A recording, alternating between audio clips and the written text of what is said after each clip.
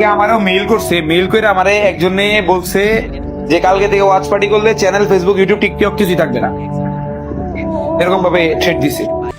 Hey guys, আসসালামু আলাইকুম, this is Nayan. Welcome to advance mafia. তো কেমন আছো তোমরা? তো বরাবরের মতো নতুন একটি ভিডিওতে হাজির হয়ে গেলাম আমরা। বাংলাদেশ টপ ওয়ানকে দিছে ঠেট, আর সবার চ্যানেলে পড়তেছে কপিরাইট স্ট্রাইক। এখন স্পোর্টস কমিউনিটি খুব বিপদে। জেবি ফ্রিক লাইভ স্ট্রিম করতেছিল তার ইউটিউব চ্যানেলে Garena free fire official tournament নিয়ে, কিন্তু তার লাইভ স্ট্রিমে কপিরাইট স্ট্রাইক পড়ে। আর এই কপিরাইট স্ট্রাইকটি মারা হয়েছে এনা অনলাইন প্রাইভেট লিমিটেড থেকে, এক কথায় বলতে গেলে গেরিনা ফ্রি ফায়ার থেকে। কিন্তু তারা জানিয়েছে এটা তারা স্ট্রাইক মারেনি, এটি কোনো থার্ড পার্সন অ্যাপস দিয়ে তাদেরকে কপিরাইট স্ট্রাইক মারা হয়েছে। ফ্রিক ভাই লাইভ স্ট্রিমে কপিরাইট পড়ছে, এটা বিশেষভাবে কেউ দেখে না। মনে করছে তার কোনো শত্রু বা সে এখন আগায় যেতেছে বললে অনেক মানুষ তার লাইভ স্ট্রিমে স্ট্রাইক মারছে, কিন্তু না, শেষমেশ কালকে লাইভ স্ট্রিম করতেছিল টপ ওয়ান মেহেদি এবং RDS এবং এইচ নীলের তাদের লাইভ স্ট্রিমে কিনা কপিরাইট স্ট্রাইক মারা, এটি প্রকাশ করছে ফ্রিক ভাই তার ফেসবুক পেজে। একবার ভাবেন, কন্টেন্ট কোয়ালিটি ইমপ্রুভ করার কথা বললাম, এরপর থেকে নাকি সব স্পোর্টস অ্যানালিস্ট আর স্ট্রিমারদের লাইভ স্ট্রিমে স্ট্রাইক মারা শুরু হয়েছে। এইচ নীল, টপ ওয়ান মেহেদি, RDS যে লাইভে আসতেছে ওদেরকে স্ট্রাইক মারতেছে স্ক্যামাররা। এখানে একটু তো ক্লিয়ার যে ডেলিবারেটলি পুরো স্পোর্টস কমিউনিটিকে টার্গেট করা হচ্ছে। কেন ভাই, আজীবন কি টোকাইয়ের মতো আচরণ করবেন? নিজের তো ভালো কিছু করার যোগ্যতা বা ইচ্ছা নাই, যারা করতেছে তাদেরকে পিছু লাগতেছেন। বিয়ে ম্যান ব্রো, কাপুরুষের মতো পর্দার আড়াল থেকে এসব ফাজলামও করা ঠিক না। ফ্রিক ভাই এভাবেই পোস্ট করেন তার ফেসবুক পেজে। এক কথায় লাইভ স্ট্রিম করতে গেলে স্ট্রাইক খাচ্ছে। এটা দেখে তো বুঝতেছো ফ্রি ফায়ার স্পোর্টস কমিউনিটি এখন খুব বিপদে।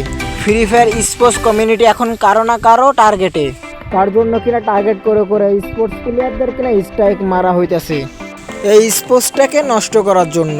এবং বাংলাদেশ টপ ওয়ানকে ইমেল করে পাঠানো হয়েছে যে সে যদি স্পোর্টস নিয়ে লাইভ করে তাহলে তার চ্যানেলেও কিনা স্ট্রাইক মারা হবে।